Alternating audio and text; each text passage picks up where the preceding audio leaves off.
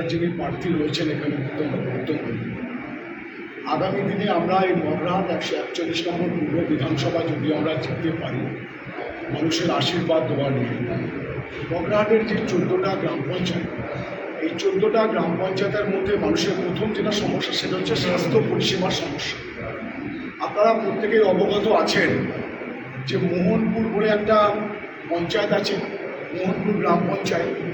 সেই মোহনপুর গ্রাম পঞ্চায়েতের যে হসপিটাল, সেই হসপিটালটা আজকের শেয়ালপুকুরের বাসা হয়ে গেছে এবং বিগত দিনে আমরা দেখেছি ওখানকার তৃণমূলের যিনি প্রধান ছিলেন বা পঞ্চায়েত সমিতির সভাপতি এবং যিনি প্রাক্তন বিধায়িকা মগরাহাটে, তারা ওখানে 10 শয্যা বিশিষ্ট হসপিটালের উদ্বোধন করেছিলেন।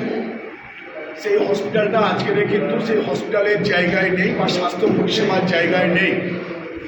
তার থেকেও আমাদের দুর্ভাগ্য, মগরাহাটের যে আমাদের হসপিটাল, এই মগরাহাটে হসপিটালের ভালো রকম পরিষেবা বা ভালো ব্যবস্থা নেই।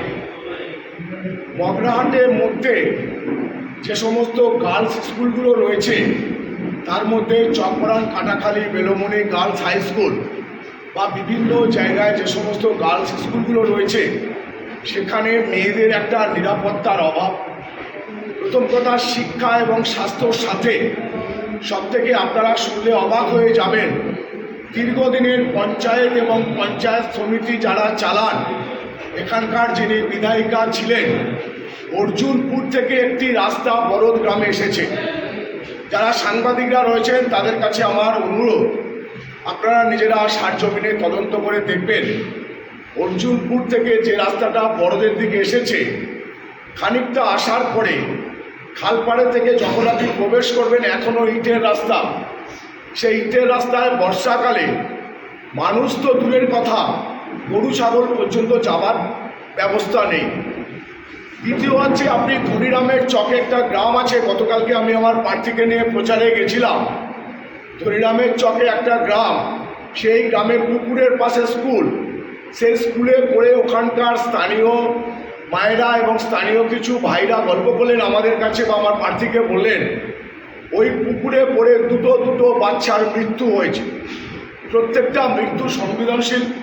আমরা বাচ্চাদের তার মাকে বা বাবার কাছে ফেরত দিতে পারবো না, এটা ঠিক, কিন্তু আগামী দিনে যদি আমরা উত্তমবাবুকে জিতিয়ে আনতে পারি, আমাদের ভারতীয় জনতা পার্টির যিনি প্রার্থী হয়েছেন এই 141 মগরাহাট পূর্ব বিধানসভা থেকে, এবং পদ্মফুলটাকে যদি ফোটাতে পারি, আমরা মগরাহাটটাকে সন্ত্রাসমুক্ত মগরাহাট করব, ধামুয়াতে একটা ওভারব্রিজ করব এবং মগরাহাট প্রপারে যে রেল লাইনটা যে জ্যাম হয়ে যায়, যে মানুষের গাড়ি চলাচলের যে অসুবিধা, বা কোনো গর্ভবতী মাকে যদি হসপিটালে নিয়ে যাওয়া হয় তার পরিষেবা ব্যাহত হয়, সেটার জন্য আমরা মগরাহাট একটা ওভারব্রিজ করব।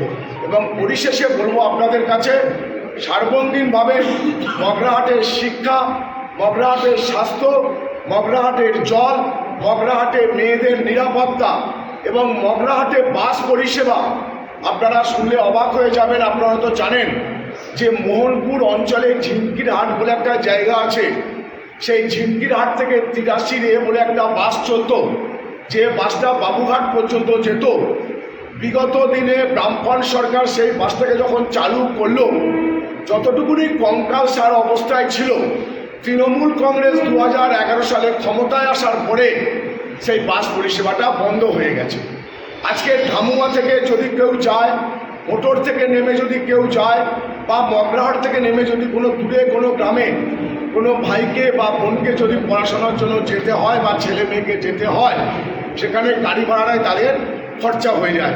সুতরাং তাদেরও একটা নিরাপত্তার দিকে চিন্তা করে আগামী দিনে উত্তমবাবুকে জেতার সংকল্প আমরা করব। ঠিক আছে।